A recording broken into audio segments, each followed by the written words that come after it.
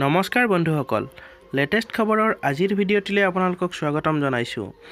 বন্ধুসকল, আমি আমাৰ চেনেলটোত অসম আমাৰ ৰূপহী বুলি এটা শিতান আৰম্ভ কৰিছোঁ আৰু উক্ত শিতানৰ যোগেদি অসমৰ সকলো তথ্য আপোনালোকৰ সন্মুখত দাঙি ধৰাৰ প্ৰয়াস কৰিছোঁ। এই শিতানৰ এইটো তৃতীয়টি ভিডিঅ'। তেন্তে বলক আজে বাজে কথা বাদ দি ভিডিঅ'টো আৰম্ভ কৰোঁ।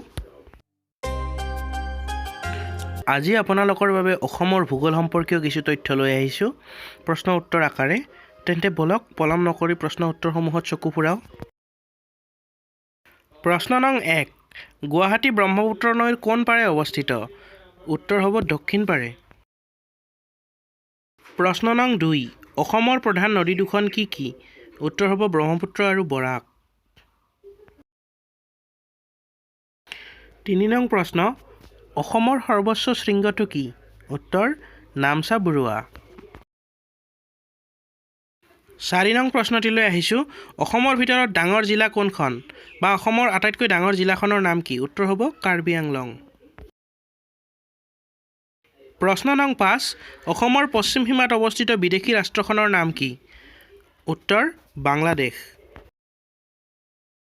প্ৰশ্ন নং 6, অসমৰ কোনখন ঠাইত সমুদ্ৰৰ বালিচৰ পৰি হোৱা লেখা পুখুৰী অৱস্থিত? উত্তৰ চান্দুবি।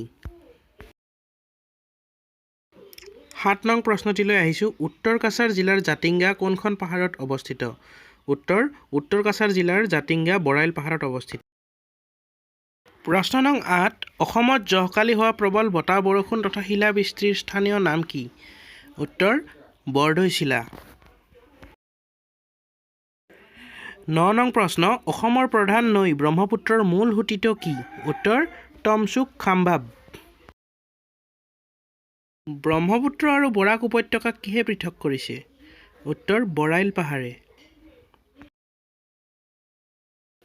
অসমৰ আটাইতকৈ ওখ পাহাৰখনৰ নাম কি? উত্তৰ বৰাইল পাহাৰ। অসমত দিয়াচলাইৰ কাৰখানা ক'ত অৱস্থিত?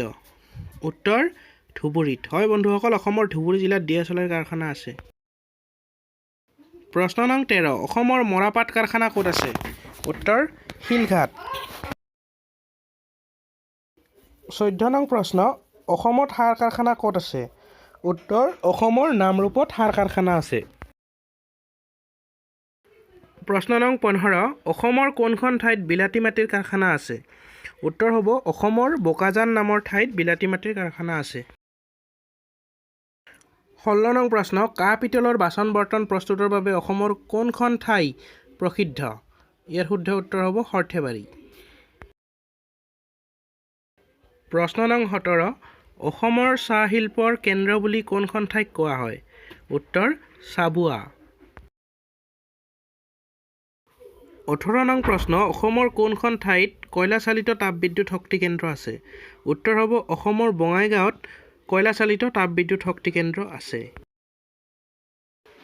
19 নং প্ৰশ্নটিলৈ আহিছোঁ, অসমৰ মাটি কেইভাগত ভগাব পাৰি, ভাগকেইটা কি কি? উত্তৰ হ'ব অসমৰ মাটি 4 ভাগত ভগাব পাৰি, ভাগকেইটা হ'ল বোকা মাটি, পলসুৱা মাটি, বালিচহীয়া মাটি আৰু শিলাভূমি।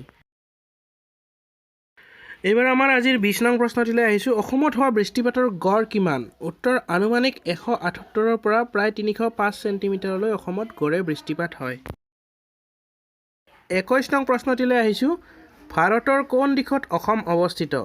উত্তৰ অসম ভাৰতৰ উত্তৰ পূব অঞ্চলত অৱস্থিত। এইবাৰ আহিছোঁ 22 নং প্ৰশ্নটিলৈ, অসমৰ আটাইতকৈ ওখ অঞ্চলত থকা ৰেল ষ্টেচনটো কি?